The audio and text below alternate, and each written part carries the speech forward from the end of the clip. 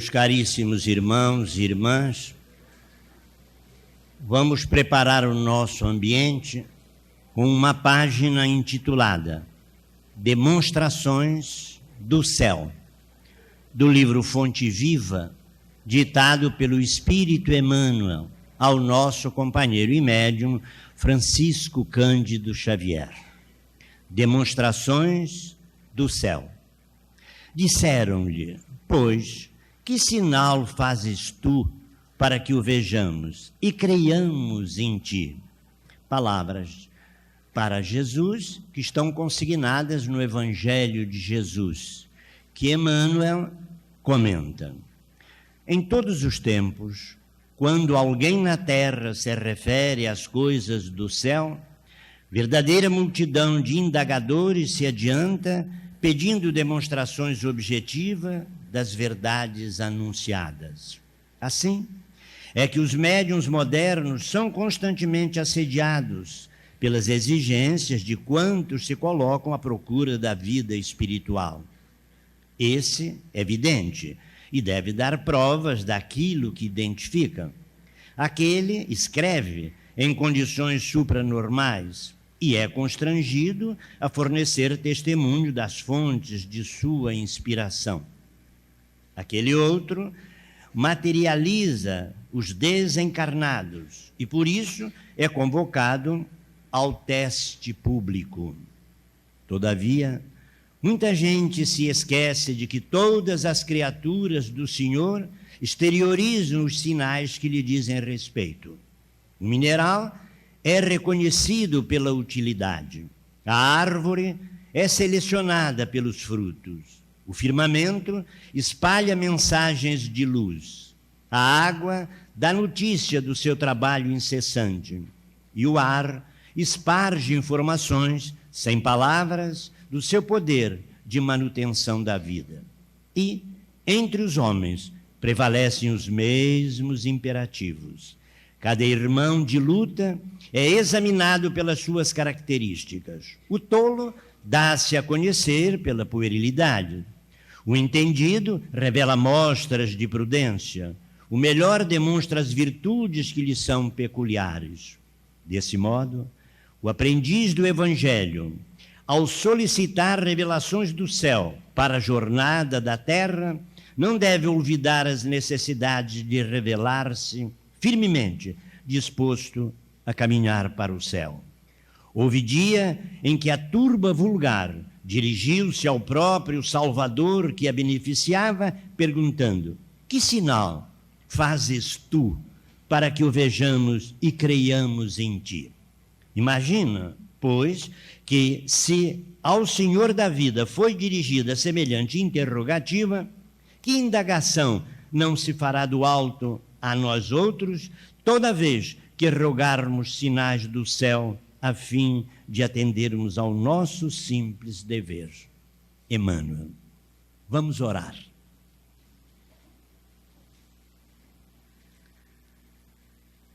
Jesus, Mestre amado e Divino Senhor de nossas almas, aqui estamos, na casa augusta de Ismael, rogando ao teu coração. Senhor, dá-nos a saúde do corpo, a paz do espírito. Permite, Mestre, que neste instante possamos receber as bênçãos de passes magnéticos para curar-nos ou aliviar-nos em nossos sofrimentos e em nossas dores. Pedimos-te também, Senhor, para aqueles nossos irmãos desencarnados que aqui compareceram trazido pelas tuas mãos carinhosas e caridosas.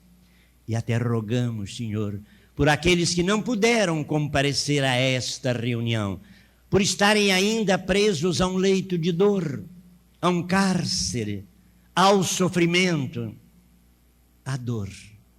Por isso te rogamos, Senhor, abençoa e ampara toda a humanidade, reencarnada e ou desencarnada, para que todos possamos conhecer o teu Evangelho de amor e também de luz.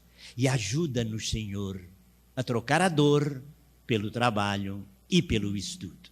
Neste instante, Senhor, rogamos o teu amor e a tua misericórdia na assistência dos teus mensageiros do amor e da luz, para que auxiliem e amparem o nosso irmão Simonete, que tem a responsabilidade da fala na manhã de hoje. Assim, Senhor, em teu sagrado nome, em nome de Maria de Nazaré, mas sobretudo em nome de Deus, nosso Pai e Senhor, damos por iniciada a nossa reunião da manhã de hoje. Que assim seja.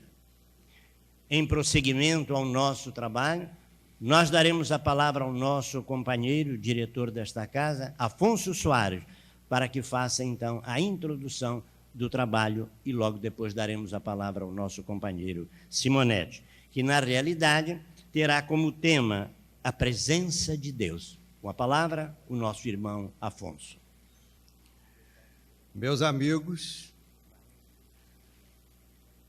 deveria estar aqui no meu lugar o nosso querido, estimado presidente Nestor João Mazzotti, que foi quem tomou parte no início do ciclo que hoje estamos encerrando. Mas por motivo de absoluta força maior, ele não pode estar aqui e fomos incumbidos dessa parte do evento de hoje.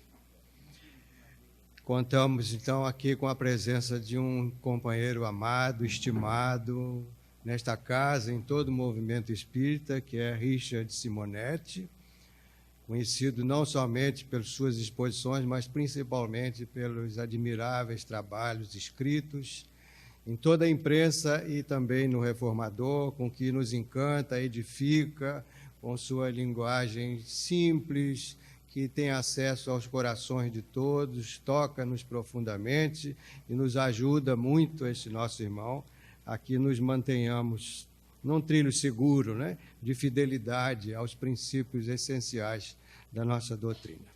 Então, hoje, meus amigos, encerra-se um ciclo de homenagens a Allan Kardec pela passagem do seu bicentenário de nascimento.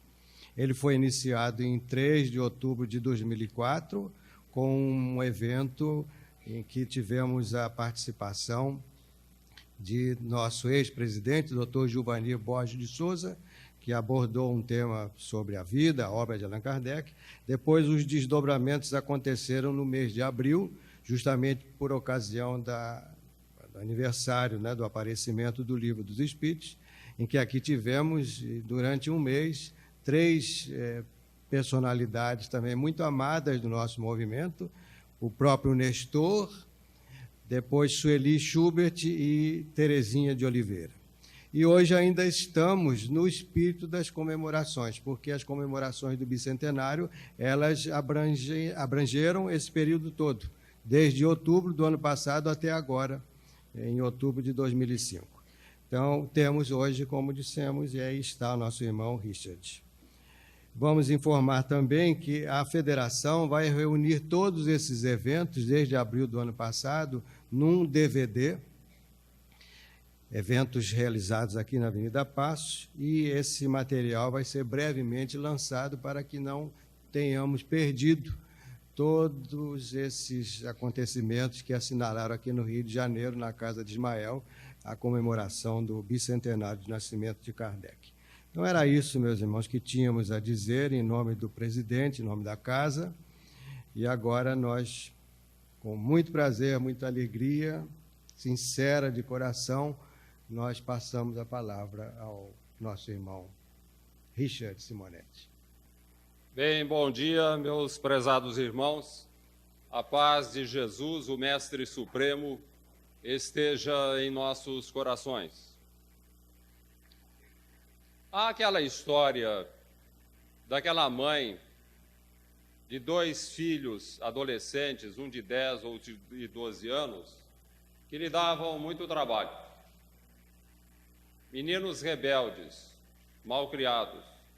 Reclamações chegavam diariamente de vizinhos, familiares e amigos. Ela já não sabia o que fazer com os meninos, até que mudou-se para a pequena cidade onde moravam um sacerdote que era famoso pela sua capacidade de disciplinar crianças. ela foi conversar com ele, expôs o seu problema.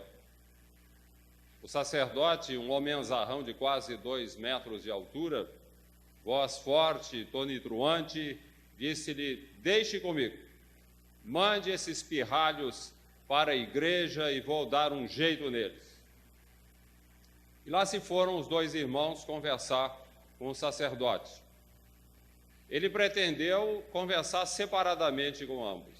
Deixou o mais velho de 12 anos na entrada da igreja e levou o mais novo de 10 para a sacristia.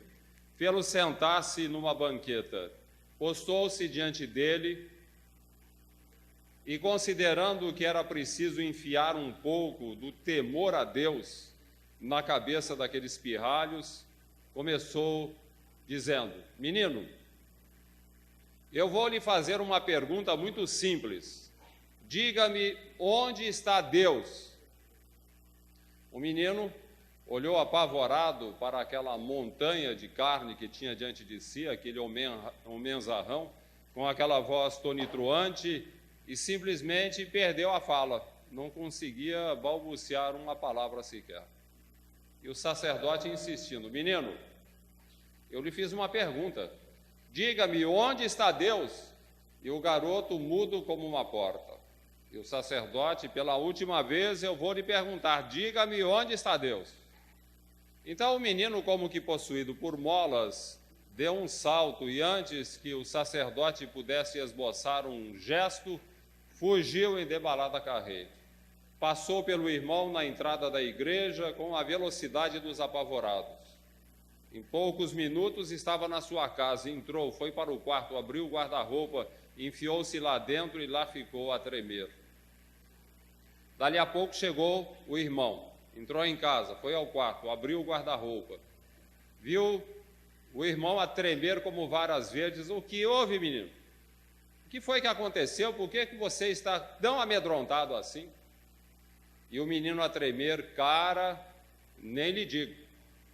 Desta feita nós estamos mesmo encrencados. Sequestraram Deus. E o padre está achando que fomos nós.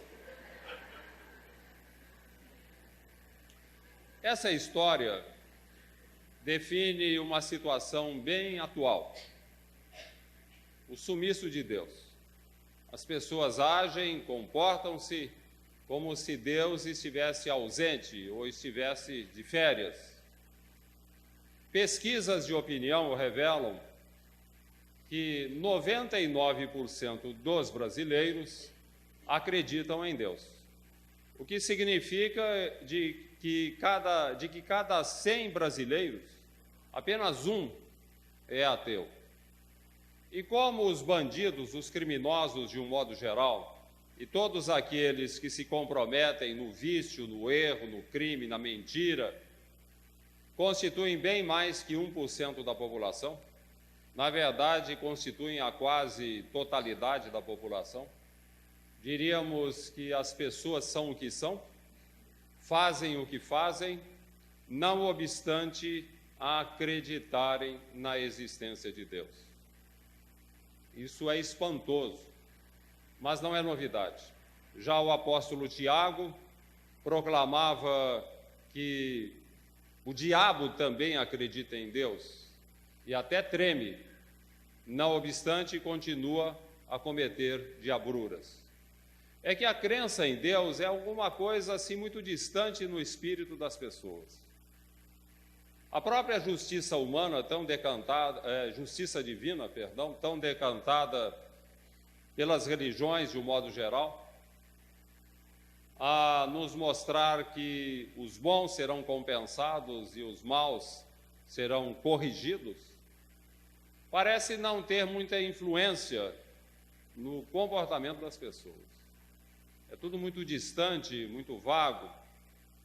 As pessoas agem realmente e vivem como se Deus estivesse ausente. Lembramos a figura daquele motorista que seguia por uma avenida. Em determinado momento, ele quis fazer uma conversão à esquerda num local proibido. E como bom brasileiro, ele olhou de um lado, olhou do outro, não viu ninguém e fez a conversão à esquerda. Quando ele acabou de converter, um guarda o parou. O senhor não viu ali aquele sinal ali atrás, proibindo a conversão à esquerda? Vi, sim, senhor. E por que é que converteu? Porque eu não vi o Senhor. Pior tem acontecido ao longo dos tempos. Gente esperta que diz acreditar em Deus, pratica em nome de Deus coisas que até Deus duvida, como diz o samba de Dorival Caymmi, coisas que até Deus duvida. Em nome de Deus, os judeus do Antigo Testamento passavam a fio de espada em terra inimiga tudo que tivesse fôlego. Homens, mulheres, velhos, crianças, animais, aves, peixes, tudo que tivesse fôlego, passavam a fio de espada em nome de Deus. Na Idade Média, em nome de Deus, os reis cristãos da Europa fizeram as cruzadas, guerras de conquista em que se derramou rios de sangue em nome de Deus. Os cruzados colocavam em seu peito uma insígnia, uma representação da sua condição, era uma cruz de pano que eles coziam para identidade. Pois bem, essa cruz era vermelha e representava muito mais o sangue derramado em nome do príncipe da paz e em nome de Deus. Mais perto do nosso tempo, tivemos os tribunais inquisitoriais, em que as autoridades religiosas mandavam para a fogueira, em nome de Deus, aqueles que se atreviam a contestar os seus interesses e as suas ideias. Mais perto da nossa época, no século XVII, Galileu Galilei, o grande astrônomo italiano, um dos maiores cientistas de todos os tempos, foi levado às barras de um tribunal inquisitorial por atrever-se a defender a teoria heliocêntrica de Copérnico, que negava a teoria geocêntrica defendida pela Igreja, pelas autoridades religiosas, segundo a qual a Terra seria o centro do universo e imóvel. Galileu Galilei, que tinha a vocação para a ciência, mas não tinha a vocação para o martírio, não teve dúvida. Diante dos prelados, dos seus juízes, negou a teoria heliocêntrica. Não, é um engano, a Terra não se movimenta, ela é imóvel e tudo gira em torno dela. Contam os historiadores, seus biógrafos, que não obstante ele voltou-se para alguns discípulos ali presentes e falou em italiano. E pur si muove, apesar de tudo ela se move. Apesar da burrice dessa gente, a Terra continua a se mover e vai se mover até a consumação dos tempos. Na nossa época, fundamentalistas islâmicos, em nome de Deus, vestem-se de bombas e explodem com elas em logradouros públicos, procurando matar o maior número possível de pessoas, em nome de Deus. Os malucos fundamentalistas que destruíram as 2 torres norte-americanas no maior atentado terrorista de todos os tempos, o fizeram em nome de Deus, para castigar os infiéis americanos. Líderes espertos convencem seus ingênuos seguidores de que, se agirem assim, matando-se e matando muita gente, irão direto para o paraíso, onde terão à sua disposição, cada um deles, 72 virgens, um harém no além, a incrível luxúria consentida e até estimulada. Devemos estas loucuras realizadas em nome de Deus às concepções antropomórficas de Deus. Um Deus à imagem e semelhança do homem.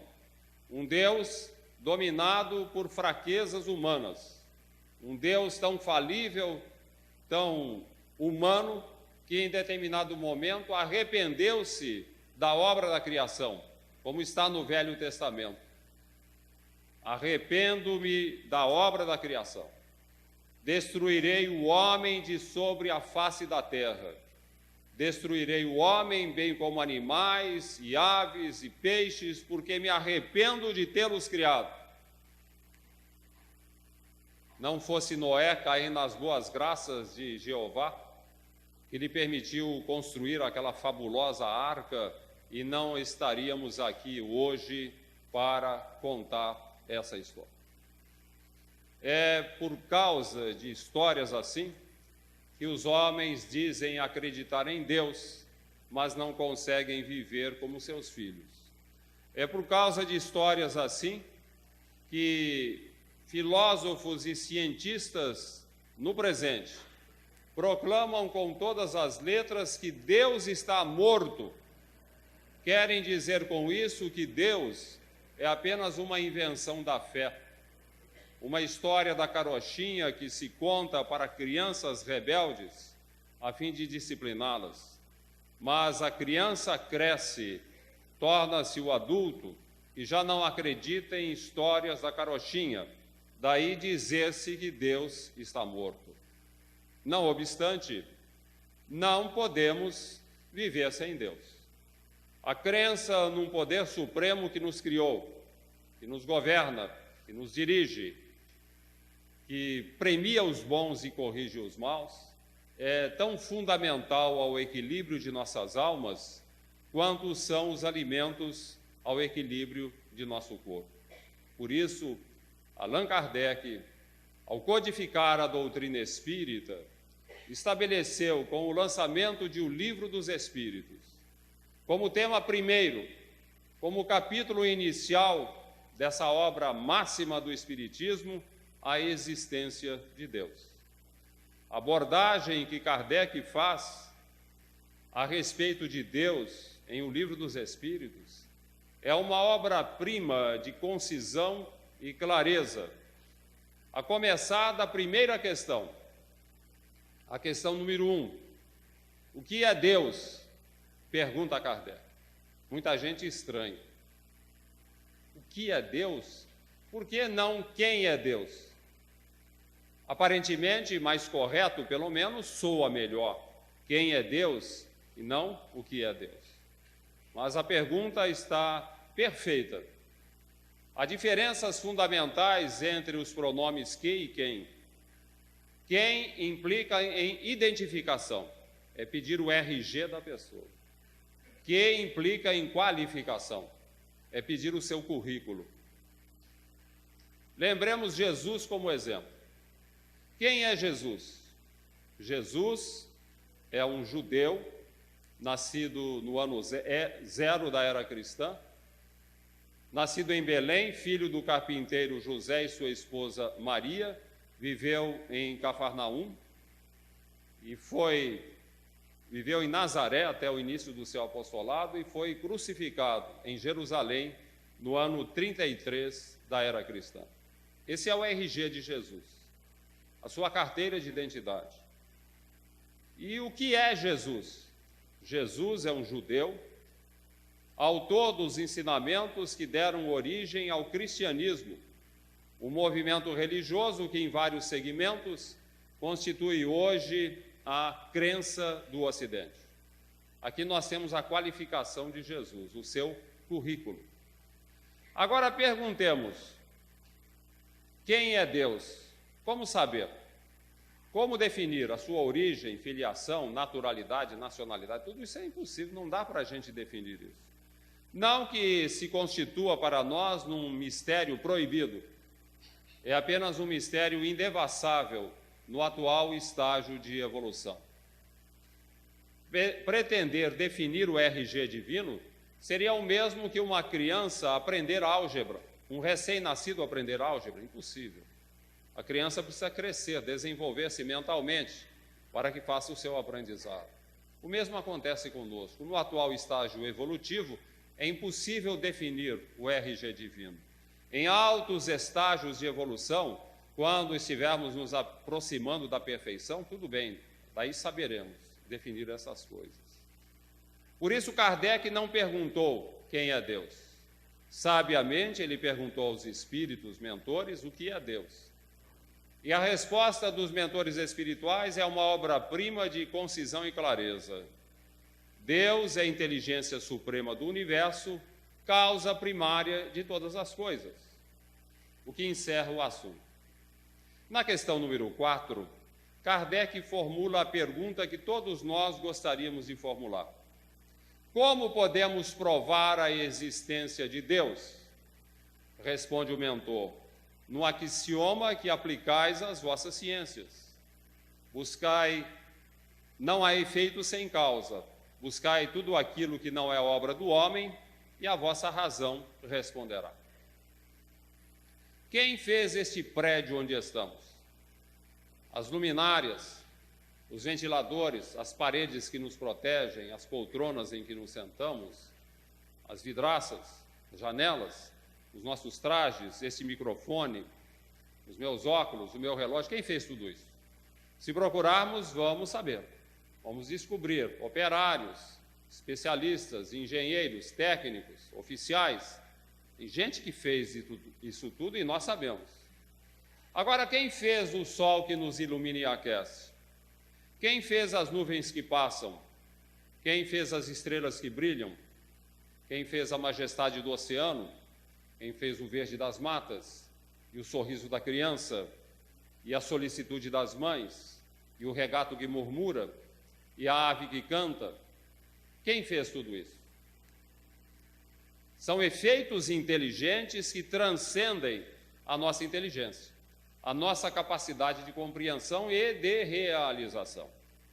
Ora, se são efeitos inteligentes, tão inteligentes que transcendem a nossa capacidade, tem que ter um autor. O autor seria Deus. É muito fácil provar que Deus existe, difícil é provar que Deus não existe. Para que provar que Deus não existe, nós temos que justificar o efeito sem causa. Cientistas materialistas da atualidade, dotados de grande capacidade, de grande inteligência, proclamam, num novo pensamento materialista, que o universo criou-se por si mesmo atendendo às leis que o regem. Incrível que cientistas tão inteligentes possam desenvolver um raciocínio tão primário. Se o universo criou-se a si mesmo atendendo às leis que o regem, quem criou as leis que regem o universo? Quem lhes dá sustentação? Se o universo funciona como um relógio, quem é o relojeiro que fabricou o relógio? E o que é principal, quem é o relojeiro que dá corda no relógio? Se tudo é movimento no universo, desde o verme que nas profundezas do solo fertiliza aos mundos que se equilibram no espaço, fatalmente nós temos que ter um motor que movimenta isso tudo. Tomás de Aquino dizia sabiamente, tem que existir esse motor. Ele chamava de motor parado porque ele está no centro de toda a movimentação. O universo é movimentado pelo poder divino, pelo poder criador de Deus. Admitir que o universo tenha surgido por obra do acaso seria o mesmo que pretender que da explosão de uma tipografia surgisse um dicionário. Um dicionário é uma coisa elaborada, pede muitos cuidados, muita gente envolvida, não pode surgir simplesmente de uma explosão. Por isso Voltaire, o grande Voltaire, não obstante a sua irreverência, proclamava: se Deus não existisse, seria preciso inventá-lo para justificar o universo, considerando-se que não é efeito sem causa. Na questão número 13, Kardec define os atributos de Deus. Deus é eterno. Se tivesse um princípio, haveria alguém antes dele, ele não seria o Criador. Deus é imutável. Se ele estivesse sujeito a mudanças, nenhuma estabilidade teriam as leis que nos regem. Deus é imaterial. Se ele fosse feito de matéria, estaria sujeito a mudanças e já não seria imutável. Deus é único. Se outros deuses houvesse, não haveria uma ordenação no universo. Ele teria que dividir o seu poder com outros. Deus é infinitamente justo e bom, proclama Kardec. Aqui o assunto começa a ficar mais complicado. Como pode Deus ser infinitamente justo e bom se há tanta injustiça e tanta maldade na terra? Como pode Deus infinitamente justo e bom permitir que crianças morram de fome, que considerável parcela da população viva abaixo da linha da pobreza? Como pode Deus infinitamente justo e bom permitir que ricos explorem os pobres, que os senhores da guerra façam milhões de vítimas, que bandidos matem tanta gente, que tiranos oprimam multidões? Como pode Deus infinitamente justo e bom permitir que essas coisas aconteçam? Elas levam muita gente à descrença, principalmente aqueles que enfrentam as suas tragédias pessoais relacionadas com a morte de um ente querido, com o desastre financeiro, com a doença grave. Que Deus é esse que não atende às suas orações? Que pai é esse que dá pedras aos filhos que lhe pedem pão? Esse questionamento realmente é terrível. Por isso, Jean-Paul Sartre, o filósofo do existencialismo, proclamava que não há uma providência divina. O homem está entregue à sua própria sorte, diz ele. O homem está entregue à sua própria sorte, que cada um cuide de si mesmo. E Epicuro, o grande Epicuro, tinha um questionamento perturbador a respeito. Ou Deus quer eliminar o mal do mundo e não pode, ou pode e não quer. Se ele quer e não pode, é incompetente. Se ele pode e não quer, é perverso. Se ele não pode e não quer, é incompetente e perverso. Se ele pode e quer, por que não o faz? Realmente o questionamento é perturbador. Ou Deus quer eliminar o mal do mundo e não pode, ou pode e não quer. Se ele quer e não pode, é incompetente. Se ele pode e não quer, é perverso. Se ele não pode e não quer, é incompetente e perverso. Se ele pode e quer, por que não o faz? Nós podemos resolver tranquilamente essa questão lembrando a perfectibilidade do ser humano. Fomos criados para a perfeição. Seremos co-partícipes na obra da criação. Desfrutaremos da plena felicidade de uma integração no ritmo da harmonia universal, em comunhão com Deus. Mas Deus não quer autômatos, cérebros programados. Somos seus filhos, dotados de suas potencialidades criadoras, e Ele nos fez livres para desenvolvê-las com os nossos próprios esforços, a fim de valorizarmos as nossas aquisições. Viemos todos dos seres inferiores da criação, sabemos isso. Nós estamos num processo de evolução. Fomos um princípio espiritual que animou os seres inferiores da criação e durante milênios fomos conduzidos pelas forças divinas no desenvolvimento de nossas potencialidades até atingirmos a capacidade de pensar que nos outorgou o livre-arbítrio. Augusto dos Anjos, um poema maravilhoso de Francisco Cândido Xavier, define bem, em princípio, a nossa origem. De onde venho? Venho das eras remotíssimas, das substâncias elementaríssimas emergindo de cósmicas matérias, dos invisíveis protozoários, da confusão dos seres embrionários, das células primevas das bactérias. Venho da noite eterna das origens, do turbilhão de todas as vertigens, em mil transmutações fundas e enormes, do silêncio da mônada invisível, do fundo e negro abismo tetro e horrível, vitalizando corpos multiformes. Sei que evolvi, sei que sou oriundo do trabalho telúrico do mundo da terra no imenso e vultoso abdômen. Sofri desde as intensas torpitudes, das larvas microscópicas e rudes, a infinita desgraça de ser homem. O poema segue adiante, maravilhoso. Mas nesse começo ele nos diz aquilo que nos interessa. Nós viemos dos reinos inferiores, fomos um princípio espiritual em desenvolvimento, animando os seres inferiores da criação. Hoje, conquistamos a razão e o livre-arbítrio. Agora temos que caminhar com os nossos próprios pés rumo à angelitude. Da animalidade instintiva à razão, fomos conduzidos pelas forças da natureza. Agora temos que nos conduzir, caminhar com os nossos próprios pés, rumo à nossa gloriosa destinação. Acontece que estamos mais perto do início do que do fim. Somos um diamante ainda não lapidado. O mal em nós é apenas o bem que ainda não chegou, tanto quanto as trevas existem apenas enquanto não se faz a luz.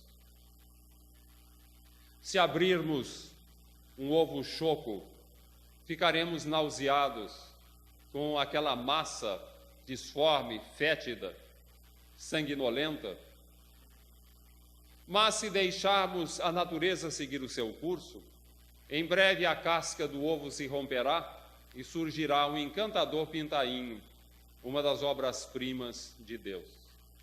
Somos anjos em gestação nesse imenso ovo que é a Terra, sofrendo, enfrentando os nossos desafios e sob a orientação de leis que nos governam, que nos conduzem, que nos corrigem, que nos estimulam a caminhar rumo à perfeição. Dentre elas, destacaríamos a reencarnação, que preceitua que as experiências na carne sejam repetidas e repetidas tantas vezes quantas forem necessárias até aprendermos as lições da vida. A lei de causa e efeito, que preceitua que recebamos sempre de conformidade com aquilo que fazemos, a fim de aprendermos o que devemos e o que não devemos fazer. A lei de sintonia psíquica, segundo a qual poderemos ser alimentados por influências espirituais, que podem nos precipitar no abismo ou elevar às alturas, mas sempre de conformidade com o rumo que imprimamos à nossa própria vida. E isso tudo sob a supervisão severa de uma professora muito eficiente, muito necessária no estágio de evolução em que nos encontramos. José Petitinga, o admirável lidador espírita baiano, nos apresenta essa professora de que necessitamos. Quando nasci, nasceste. Anunciaste minha vinda ao mundo com um gemido, e nunca mais de mim te separaste, sempre juntos os dois temos vivido. Conheço a tua garra, e tu conheces meus desejos, meus sorrisos. És tu que arrancas de minha alma as preces, tu que me obrigas a um bramir sanhudo. Minha sombra não és, percebo agora, pois a sombra exige claridade, e eu te vejo e te sinto a toda hora a luz do sol em plena escuridade. Parece que te abrasa ardente zelo por tudo que me segue e me procura. Tudo em mim tem a marca de teu selo, ideias, sensações, amor, ternura. Até os meus mais secretos pensamentos, ciosa espreitas, rancorosa e fria, e negas aos meus rudes padecimentos a extrema unção bendita da alegria. Quem, pois, és tu, que tanto me acabrunhas? Quem és? Se me acompanhas como amante, por que cravas as longas unhas no peito meu sem forças arquejantes? Quem és? Bem sei quem és. Bem sei quem és. És a dor inexorável. És a estrela polar de minha vida, és minha companheira inseparável, enquanto o mal em mim achar guarida. Quando, porém, em seu lugar triunfante, o bem surgir dourando o meu futuro, tu, ó dor, me deixarás, dizendo: amigo, avante, pode seguir sozinho, agora és puro. Orientados pelas leis divinas, disciplinados pela dor, fazemos a nossa caminhada. Todos nós estamos no rumo da perfeição. Aceleraremos o nosso passo, e isso é importante destacar. Caminharemos mais depressa, na medida em que tenhamos a consciência plena da presença de Deus em nossas vidas. Aquilo que é uma ideia apenas, é preciso que seja um sentimento. Que a gente possa realmente sentir que Deus está presente. Podemos adquirir essa consciência da presença de Deus de duas formas. Uma, como apelo da razão. É o que propõe Kardec na primeira questão, na primeira parte do Livro dos Espíritos, no primeiro capítulo, quando racionaliza a presença de Deus em nossas vidas. O segundo recurso seria como um ato do coração, numa situação dramática em que, segundo a orientação, a filosofia oriental, nós temos aquele insight, aquela iluminação. De repente, a gente sente, não racionaliza, a gente sente que Deus existe. A propósito, vale lembrar a história daquele farmacêutico, dono de uma farmácia de manipulação, um homem bom, cumpridor de seus deveres, caridoso, mas um materialista impenitente, justamente porque ele alimentava as ideias, as dúvidas de Epicuro. Certa tarde, fechava a farmácia mais cedo, em virtude de um compromisso, quando entrou uma menina de seus 12, 13 anos, com uma receita para ser aviada. E o farmacêutico apanhou a receita e pediu à menina que viesse buscar o remédio na manhã seguinte, porque ele estava de saída, tinha um compromisso. E a menina agitada: senhor farmacêutico, por amor de Deus, eu lhe peço, eu preciso levar a receita, o remédio agora, porque a minha mãe está muito doente e o médico recomendou que ela comece a tomar imediatamente o remédio.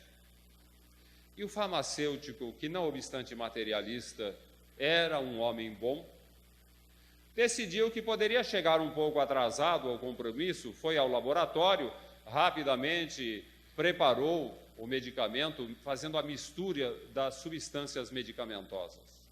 Voltou para a farmácia, entregou o medicamento à menina, que pagou, e lhe disse: senhor farmacêutico, o senhor foi muito generoso. Deus lhe pague pela generosidade. E o farmacêutico: não se preocupe com Deus, não, minha filha. Você já pagou, Deus não tem que pagar nada, não. Pensamento materialista. E a menina apanhou o remédio e foi correndo levar para sua mãezinha doente. O farmacêutico retornou ao laboratório para guardar os vidros que usara, e qual não foi a sua surpresa, terrível surpresa, ao perceber que na pressa apanhara um vidro errado de um poderoso tóxico, transformando o remédio num veneno. A primeira colherada que aquela mulher tomasse, ela cairia fulminada. O farmacêutico ficou apavorado, saiu à rua, procurou pela menina, não, ela já tinha sumido, foi correndo para casa. Lembrou-se do nome do médico, tentou localizá-lo por telefone, não conseguiu. E o tempo urgia, os minutos se passavam, em breves momentos, a menina chegaria em sua casa e ele estaria convertido num assassino. Em desespero, sem ter para quem apelar, ergueu os olhos para o céu e disse: tu que estás aí em cima, que dizem existir, em quem eu não acredito, se existes realmente, por misericórdia, compadece-te de mim, não quero converter-me num assassino. E derramou-se em lágrimas, extravasando a angústia de seu coração e multiplicando rogativas àquele Deus em quem não acreditava, mas que era a sua última esperança. E ali esteve por vários minutos a chorar, orando, quando eis que alguém tocou de leve em seus ombros, voltou-se e, ó infinita surpresa, era a menina de retorno. Senhor farmacêutico, aconteceu uma tragédia. Eu ia correndo levar o medicamento para minha mãezinha e não sei como, tropecei e caí, o vidro escapou-me das mãos e espatifou-se no sol. Senhor farmacêutico, Eu não tenho com que lhe pagar, pagarei amanhã cedo, mas em nome de Deus eu lhe peço, prepare um novo remédio para minha mãezinha. O farmacêutico enxugou discretamente as lágrimas, deu um grande suspiro e disse: sim, minha filha, eu vou preparar um novo medicamento para sua mãezinha. E desta feita, minha filha, não será preciso pagar. Será em nome de Deus. Foi ao laboratório, preparou com muito cuidado uma nova receita. Entregou o medicamento à menina. Deus lhe pague, senhor farmacêutico. Vá com Deus, minha filha. Deus a abençoe e proteja. E nunca mais o nome de Deus saiu de seus lábios, nem de seu coração. Com a confiança plena, com a certeza da presença de Deus, sem dúvida alguma, caminharemos com muito mais segurança pelas estradas da vida. Diz o salmista: o Senhor é o meu pastor, nada me falta. Em verdes pastos me faz recostar, guia-me pelas veredas retas da justiça por amor de seu nome. Ainda que eu andasse por um vale de sombras da morte, não temeria mal algum, porque tu estás comigo. A tua vara e o teu cajado me consolam. Unges de perfume a minha cabeça, o meu cálice transborda de júbilo. Certamente a bondade e a misericórdia seguirão todos os dias de minha vida, e habitarei a casa do Senhor por longos tempos. Salmo de Davi exprime bem a confiança com que devemos transitar pelas estradas da vida, conscientes de que o Senhor é o nosso pastor que nos guia. Mas é preciso, meus amigos, cuidado. É preciso prudência. Orai e vigiai para não cairdes em tentação. Sede mansos como as pombas e prudentes como as serpentes. É preciso transitar com cuidado. Não basta saber que Deus está presente. É preciso estarmos atentos aos sinais que Ele coloca na estrada de nossa vida, para que não entremos pelo desvio. Quando uma estrada está sendo reformada, há sinais anunciando os desvios para os motoristas. No entanto, muitos se envolvem em acidentes, justamente porque não prestam atenção à sinalização. É preciso prestar atenção. A propósito, vale lembrar a história daquele discípulo de um sábio indiano que ouviu seu mestre falar longamente a respeito da presença de Deus no universo. Pois é, meu filho, Deus está presente em tudo e em todos. Podemos transitar tranquilos, serenos, confiantes pelas estradas da vida. E o discípulo deixou a cabana do seu mestre, assim, muito animado com aquelas perspectivas que se desdobravam à sua imaginação. Meu mestre tem razão, meditava ele transitando pela trilha que o levava à sua cabana. Deus está presente em tudo e em todos. Podemos transitar tranquilamente pelas estradas da vida.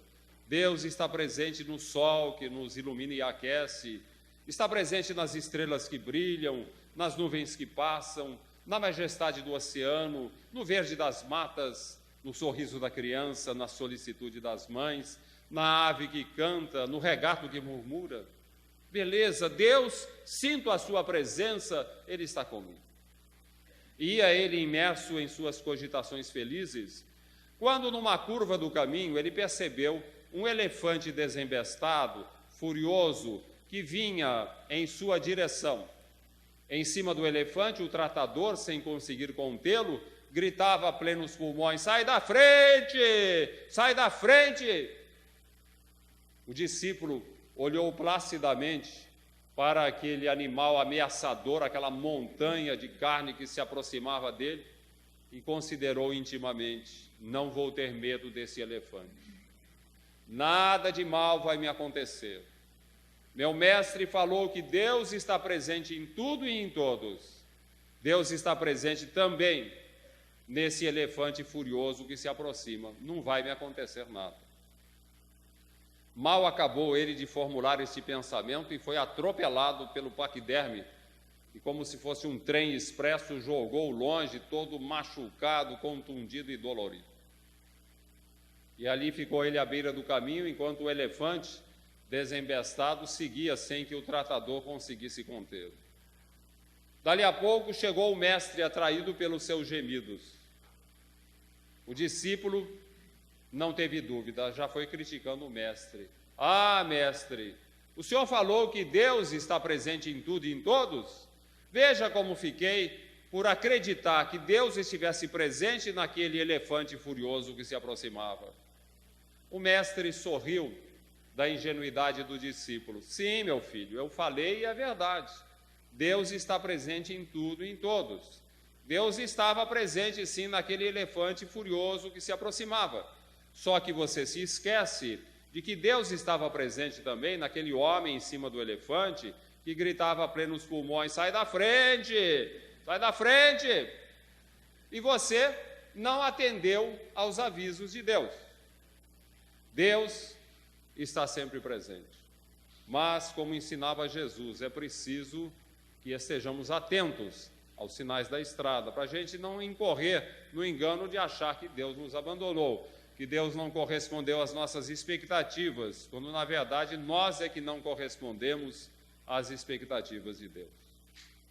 Se correspondermos, se fizermos o melhor, caminharemos mais rapidamente rumo à nossa gloriosa destinação.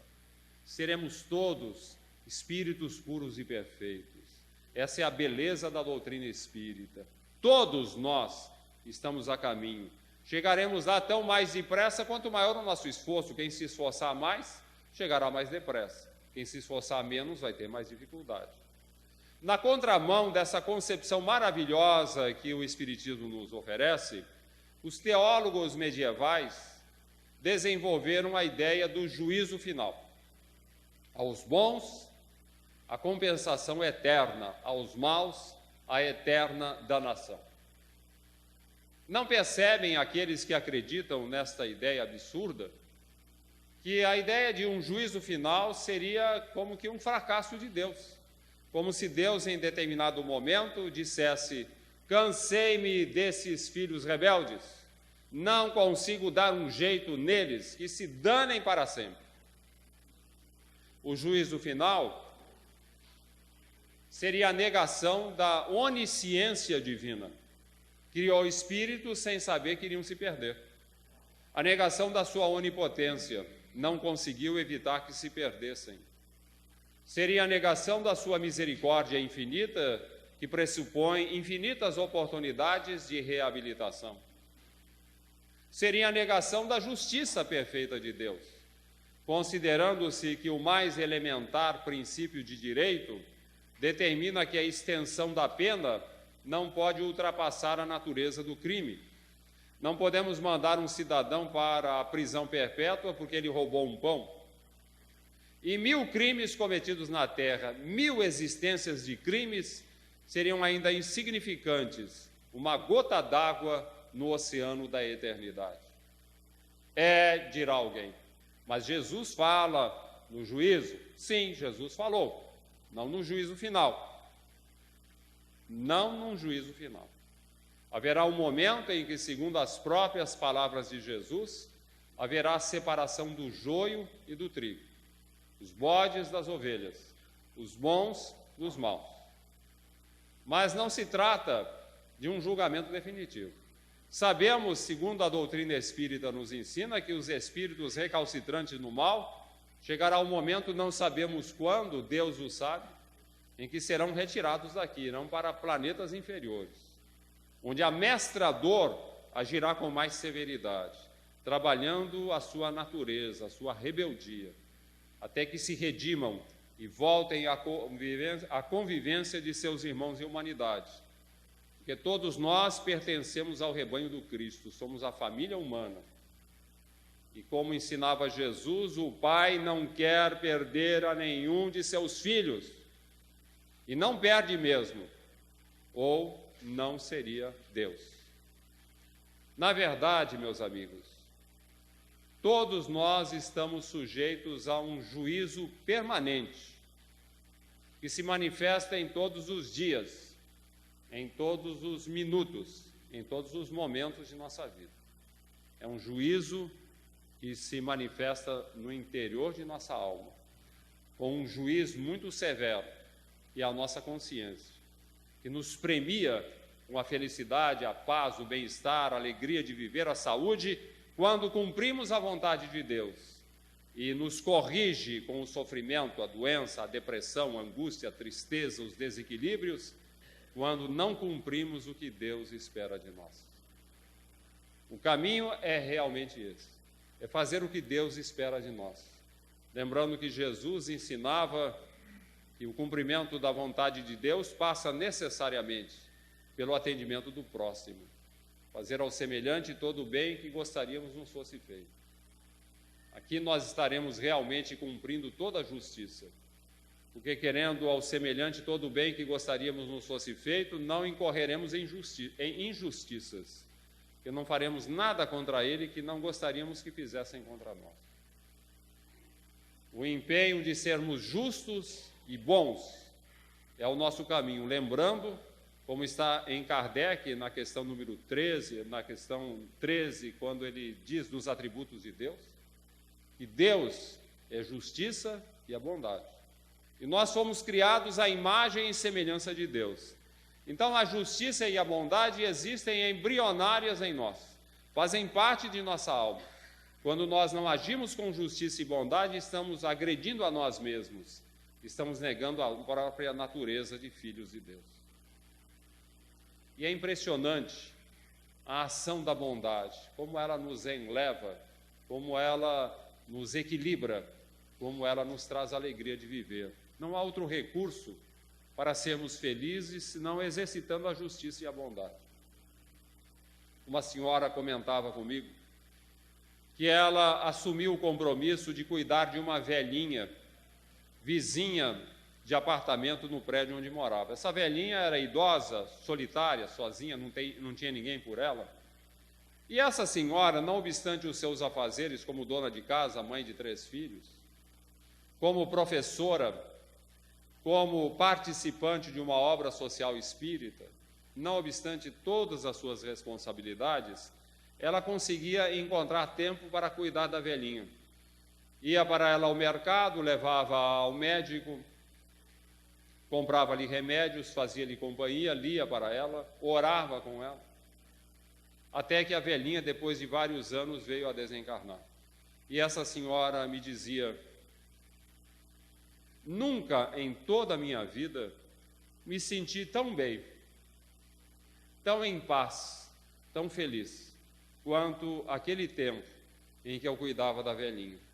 Não sei nem explicar o que acontecia comigo. Eu tinha a impressão de que, cuidando da velhinha, Deus estava mais perto de mim. Na verdade, meus amigos, nós sabemos perfeitamente que quando cuidamos do próximo, não é que Deus se aproxima de nós, porque Deus está sempre presente. Nós é que nos aproximamos de Deus. A bondade representa um estender de antenas. Quando nós trabalhamos em favor do semelhante, é como se estendêssemos antenas para a sintonia com as fontes da vida e a captação das bênçãos de Deus. Podemos até fazer uma experiência, todos nós. Vamos experimentar na segunda-feira. Eleger a segunda-feira como o nosso dia da bondade. Vamos ser bons desde o momento em que acordamos, combatendo todos os nossos sentimentos negativos, pensando sempre no próximo. Já logo de manhã, quem sabe ajudar nas tarefas da dona de casa ou da serviçal doméstica, arrumando a nossa cama, ou lavando os nossos talheres depois da refeição matinal. Vamos atender o necessitado que nos procura, vamos dar atenção a ele. Não vamos dar uma mera esmola para nos livrarmos dele, vamos tentar fazer alguma coisa. Vamos dar uma cota mais efetiva de colaboração no ambiente profissional. Vamos atender o colega necessitado. Vamos tolerar as impertinências alheias sem reações negativas? Vamos participar de uma obra social? Vamos, enfim, passar o dia todo só pensando e realizando o bem? E eu lhes garanto que à noite, ao encostarmos a nossa cabeça no travesseiro, haveremos de sentir uma paz tão inefável, um bem-estar tão grande, que haveremos de querer viver assim em todos os dias de nossa vida. Um amigo dizia: é tão bom ser bom, que se o malandro soubesse disso, ele seria bom por malandragem. Realmente, a razão nos diz que Deus existe, mas só a bondade promove o nosso encontro com Ele num lugar muito especial, definido pelo poeta José Soares Cardoso. Onde está Deus? Pergunta o cientista. Ninguém o viu jamais. Quem ele é? Responde às pressas o materialista: Deus é tão somente uma invenção da fé. O pensador dirá sensatamente: não vejo Deus, mas sinto que ele existe. A natureza nos diz claramente em que a grandeza do Criador consiste. Mas o poeta dirá com a segurança de quem fala porque tem certeza: eu vejo Deus no riso da criança, no céu, no mar, na luz da natureza. Contemplo Deus brilhando nas estrelas, no amor das mães fitando os filhos seus. Percebo Deus nas vozes dos namorados e escuto Deus na alma dos aflitos. Eu vejo Deus nos prados e nas flores, nos astros a rolar pelo infinito. Escuto Deus na voz dos namorados e percebo Deus na lágrima do aflito. Eu vejo Deus na frase que perdoa, contemplo Deus na mão que acaricia, escuto Deus na criatura boa e sinto Deus na paz e na alegria. Eu vejo Deus no médico salvando, percebo Deus na dor que nos irmana, contemplo Deus no sábio tentando resolver a natureza humana. Eu vejo Deus no gesto de bondade, escuto Deus nos cantos dos crentes, percebo Deus no sol, na liberdade, e vejo Deus na planta e na semente. Eu vejo Deus, enfim, por toda parte, que tudo nos fala dos poderes seus. Percebo Deus nas orações da arte, no amor dos homens. Também eu sinto Deus. Mas onde eu sinto Deus com mais beleza, em sua mais sublime expressão, não é no coração da natureza, é dentro de meu próprio coração. Jesus nos abençoe. Nós queremos agradecer esta oportunidade de estarmos reunidos para ouvirmos exatamente o que nós tivemos oportunidade de ouvir. Deus existe. E colocá-lo exatamente, não vades. Quando vos disserem que o reino de Deus está aqui ou ali, não vades. Ele está dentro de cada um de nós. Agradeçamos a Jesus. Vamos orar. Jesus, Senhor e Mestre, aqui estamos, Senhor, para agradecer-te por esta oportunidade em que nos reunimos em teu sagrado nome para ouvirmos e ratificarmos a tua presença em nós. Ajuda-nos, Senhor, para que possamos mostrar a tua presença através dos nossos pensamentos, das nossas ações, das nossas obras, que cada um de nós, na realidade, seja sempre uma partícula divina, ensinando, amando, perdoando, criando o teu amor e a tua misericórdia, exatamente nas nossas condições de vida.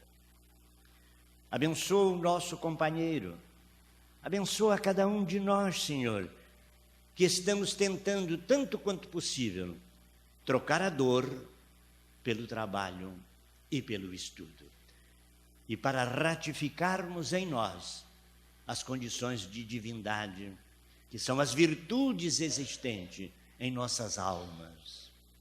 A humildade, a resignação, a paciência, a fé, a esperança, a caridade, o amor, que é a representação divina em cada um de nós, em toda a nossa existência, quer na carne ou no prosseguimento, na erraticidade para toda a eternidade. Jesus nos abençoe e rogamos, Senhor, despede-nos na tua doce e santa paz, permitindo que em teu nome, em nome de Maria de Nazaré, mas sobretudo em nome de Deus, nosso Pai e Senhor, permite, tenhamos agradecido por encerrada a nossa reunião na manhã de hoje. Muito obrigado, Senhor. Está encerrada a nossa reunião. É gratificante participar de uma reunião como expositor na sede da Federação Espírita Brasileira no Rio de Janeiro, né? Antiga sede, Avenida Passos, existe toda uma tradição histórica em torno do assunto. Não foi a primeira vez que compareci, não, já estive em outras oportunidades, há tempos mais recuados, né? E fazendo palestras lá também, e convivendo com o pessoal da FEB. Eu tenho uma ligação afetiva muito grande com a FEB, porque o meu primeiro artigo publicado pela imprensa, aliás, eu já comecei por cima, né? Eu acho até interessante quando eu lembro, porque eu mandei despretensiosamente, menino ainda, eu tinha 20 e poucos anos, mando um artigo para o Reformador. E o pessoal aqui em Bauru, poxa, mas você vai mandar para o Reformador? Não custa mandar, né? E o doutor Vantuil de Freitas, que na época era o presidente da FEB, e era também um dos redatores do Reformador, ele não teve dúvida, ele publicou o artigo, até chamava-se Medicina Pioneira.